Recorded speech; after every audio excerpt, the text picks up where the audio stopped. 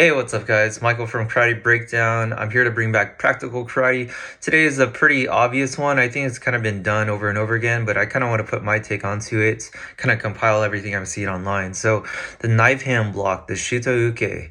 Again, block is a misnomer. I always think of the shuto uke first primarily as a frame, and you see this all the time. I've made some videos on this before as well, but a frame against the neck is super vital, especially if you're trying to defend against takedowns, maintain an angle on your opponent and keep them away from you so that you could have your free hand to strike. But also the shuto uke can be head level or down at the waist level too. That allows you to execute knees, that allows you to control the head and push your posture down, eventually even taking them down to the ground as you do some type of snap down motion. That helps develop sensitivity towards people who try to double leg you, right? If you imagine somebody trying to tackle your waist, if you put a frame there, it disconnects their head from your hip.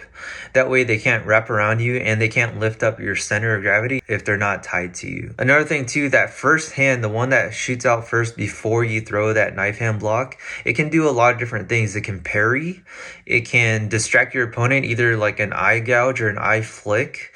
It can push the head away so that you're redirecting the head and passing it to your secondary arm. It can be a grab too. You always want to think, you want to have active hands. If one hand's not pulling in, at the very least, it should be covering your head. It's at least eye level. If you guys ever done any rigorous sparring with headshots, you notice if your hands drift down low, you're going to get hit in the head. So having that one hand up on guard at all times is super important. And doing the stereotypical looking shuto uke where your passive hand is just resting on your solar plex or at your chest level.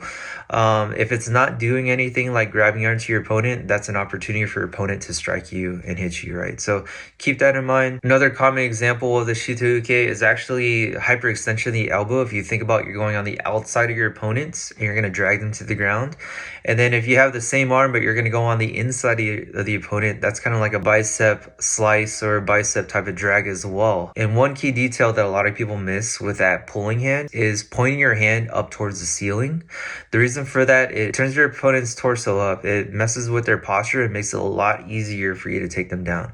These are little nuances that you discover over time. It just takes somebody to make you aware of that detail that you can start incorporating that into your actual training.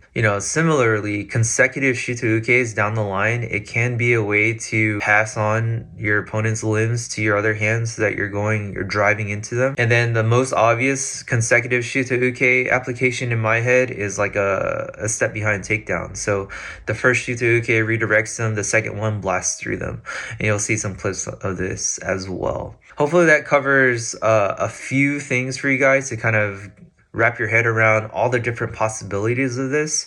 You always want to think these movements are muscle memory building tools and they happen all the time in combat. It's just how you train them to make them work. It's not just about knowing the katas. It's not just about being sharp and being able to execute the katas well. It's about applying it onto another individual. Real quick, if you guys think karate is more than just punching and kicking and kata, then you should join this new page I launched on my website, karatebreakdown.com/GKTC, the Global Karate Training Collective. Essentially, it's a way for people to meet up. There's no cost to it. It's just a cool way to compile all the people that have this similar mindset of trying to discover what was lost in karate and also meet up and train together outside the dojo with like-minded individuals with no ego. That's a big one.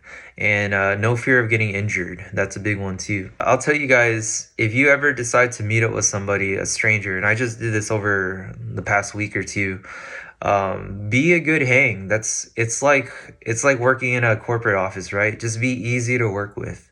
You could be 20 years more experienced than them and they can give you one tidbit that you never thought of, right?